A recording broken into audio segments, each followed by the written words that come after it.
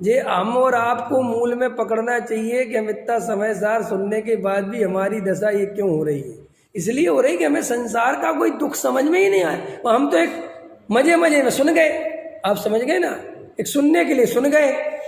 हम तो जाते थे, नहीं समझे बसन जी, अब आप थे और आते थे अपनी फैक्ट्री पे, और आपके वो मित्र थे मान के चलो मंगल सेन जी, उनने कहा आओ बच्चे सेन जी आओ, कहाँ आना है, अरे हमने एक जगह ले रहे, आओ आओ, जो भी है आओ भाई प्रवचन चल रहा, आप आए, आप सुनने लगे। धीरे धीरे आपका परिचय बढ़ने लगा, क्योंकि यह संख्या कम है तो परिचय बहुत जल्दी बढ़ता है।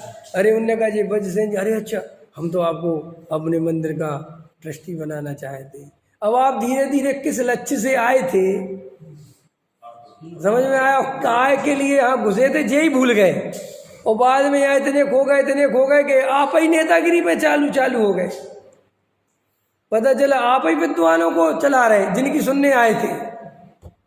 ऐसा नहीं होता लोगों के साथ, बोलो नहीं होता, और हमारा भाव चला जाता, हमें पता ही चलता कि यार वो कहते ना, क्या कहते खजूर, और एक और कहते थे गिरे थे खजूर से, क्या अटके, खजूर पे अटके, आसमान से गिरे और खजूर पे अटके। तो ऐसी अपनी दशा है, और ऐसी एक की नहीं, अभी मेरी नज़र में 70-80% मोक्षुओं की ऐसे ही ऐसा है। 90% चलो हम 90 कह रहे हैं, आप कह रहे थे, ऐसी ही स्थिति बनी हुई। अब आप और सुनो, वे जो 10% है समझ लो काम करने वाले, वे आपको दिखते नहीं, ये भी सुन लो, जो 10% काम करने वाले उन्हें आप पसंद नहीं करते। बोलो समझ लो, थोड़ा खतरनाक बोल रहा हूँ। मुझे कितने लोग बुलाना पसंद करते हैं, मुझे कितनी संस्थाएं बुलाना पसंद करती हैं, नाम से चिढ़ती हैं, काम करने वाले से चिढ़ती हैं, और आलतू फालतू एरे गेरे नत्थु गेरों को बुलाती रहती है। इसका अर्थ यही हुआ ना कि तुम भी उसी लाइन में वो ही चाहते हो, तुम्हें भी ये सत्य भी पसंद नहीं आ रहा है, और फिर तुम वहां गाना बजाते हो क्या ये स्थिति। अरे तो भाई साहब तुम भी उस स्थिति के लिए पूरे जिम्मेदार हो।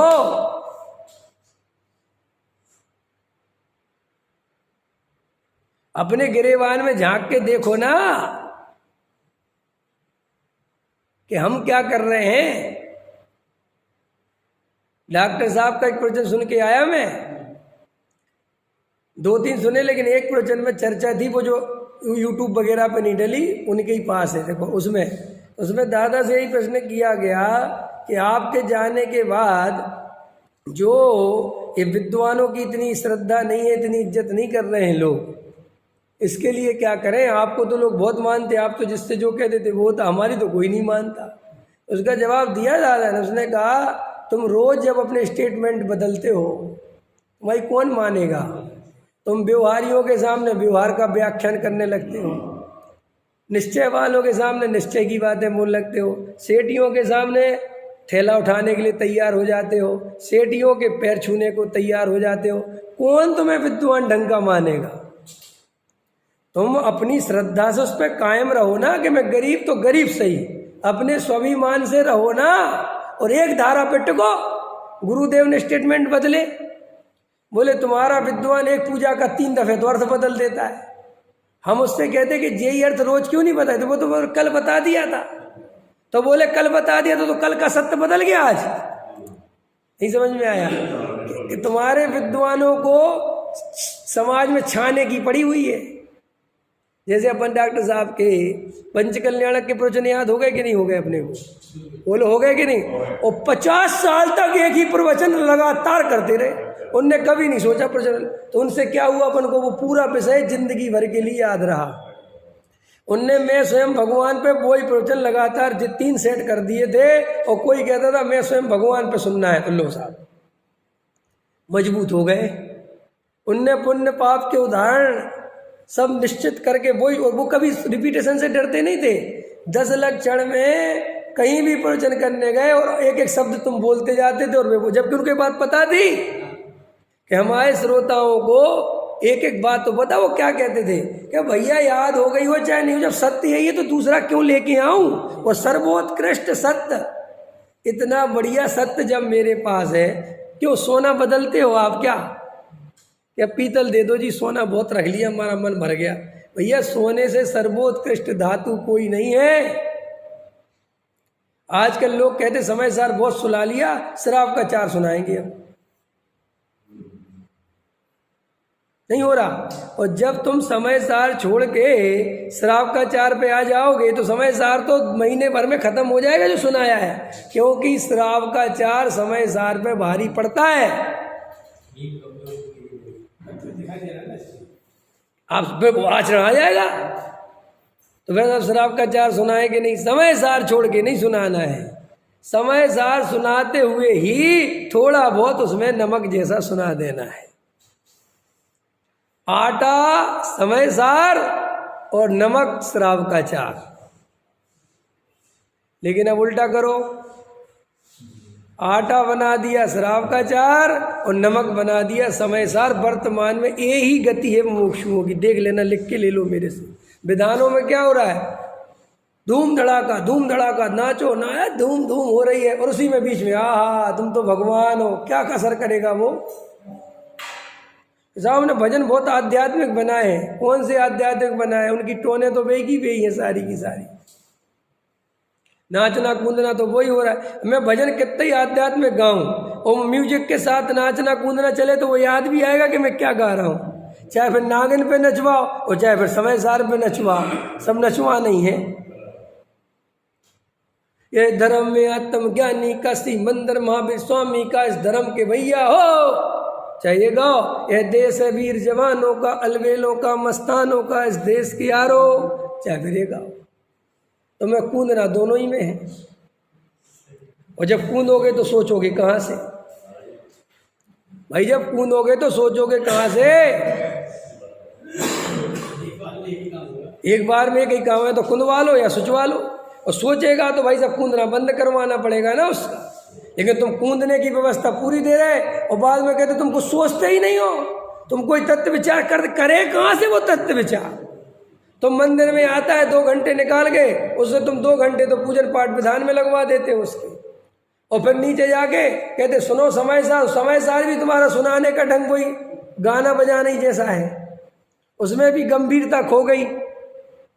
भाई तत्व सुनाने में गंभीरता चाहिए, और आज तत्व सुनाने में इतना हल्कापन आता जा रहा है, इतना हल्कापन आता जा रहा है। क्योंकि हल्कापन क्यों आ रहा है, क्योंकि खुद ही समय सार की श्रद्धा नहीं है, दूसरों को सुनाओगे क्या।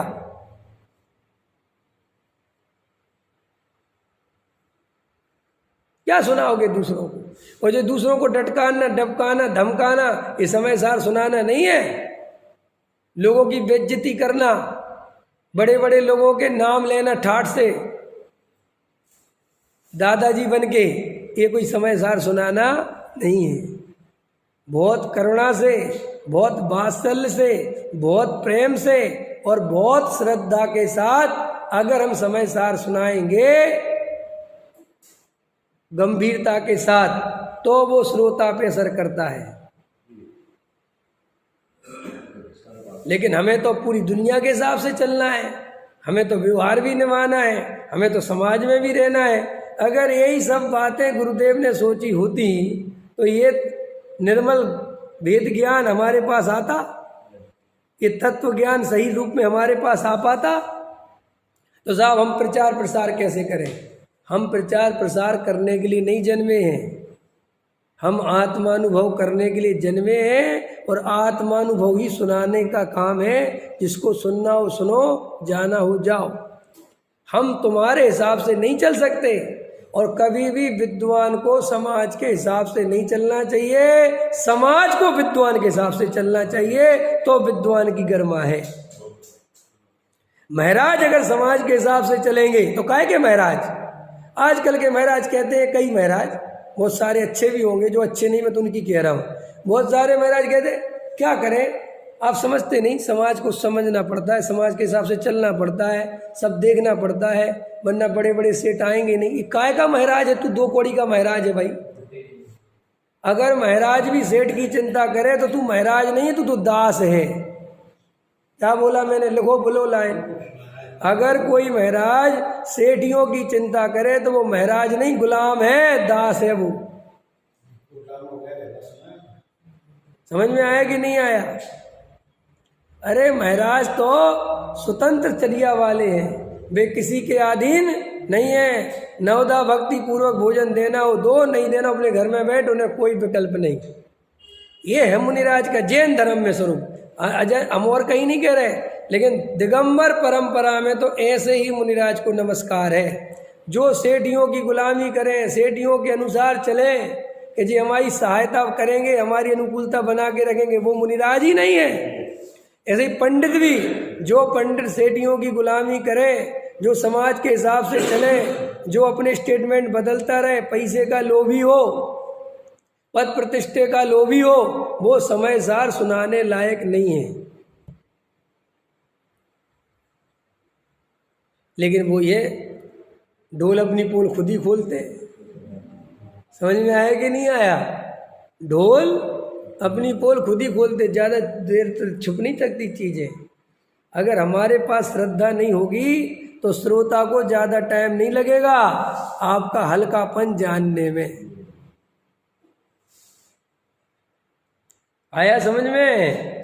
तो ये जो सम्यक दृष्टि है, सम्यक दृष्टि के राग में एकत्व नहीं है, और चारित्र में जो कमजोरी है उसे कभी उपयोगी उपादेय नहीं मानता। उसे जो विषय कसाय के परिणाम आते हैं उसे उसमें दुख दिखाई देता है। अगर वो दुख दिखाई ना दे तो फिर वो सम्यक दृष्टि नहीं है। अब अपना अपना चेक कर लें हम सब कि हमें अभी कहाँ कहाँ दुख दिखता है।